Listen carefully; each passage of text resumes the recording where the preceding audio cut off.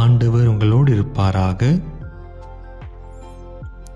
மத்தேயு எழுதிய தூய நற்செய்தியிலிருந்து வாசகம்.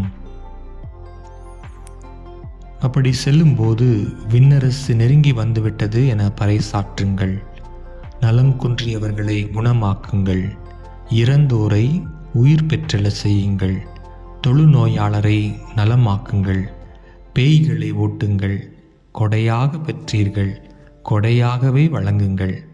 பொன், வெள்ளி, செப்பு காசு எதையும் உங்கள் இடைக்கச்சைகளில் வைத்து கொள்ள வேண்டாம். பயணத்திற்காக பையோ, 2 அங்கிகளோ, மிதியடிகளோ, கைத்தடியோ எடுத்து கொண்டு போக வேண்டாம். ஏனெனில் வேலையாள் தம் உணவுக்கு உரிமையுடையவரே. நீங்கள் எந்த நகருக்கோ ஊருக்கோ சென்றாலும் அங்கே உங்களை ஏற்க தகுதியுடையவர் யார் என கேட்டறியுங்கள். அங்கிருந்து புறப்படும் வரை அவரோடு தங்கியிருங்கள். அந்த வீட்டுக்குள் செல்லும்போது வீட்டாருக்கு வாழ்த்து கூறுங்கள். வீட்டார் தகுதி உள்ளவராயிருந்தால் நீங்கள் வாழ்த்தி கூறிய அமைதி அவர்கள் மேல் தங்கட்டும்.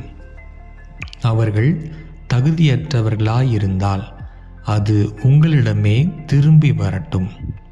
உங்களை எவராவது ஏற்றுக்கொள்ளாமலோ நீங்கள் அறிவித்தவற்றிற்கு செவி சாய்க்காமலோ இருந்தால் அவரது வீட்டை அல்லது நகரை விட்டு வெளியேறும்போது உங்கள் கால்களில் படிந்துள்ள தூசியை உதறிவிடுங்கள்.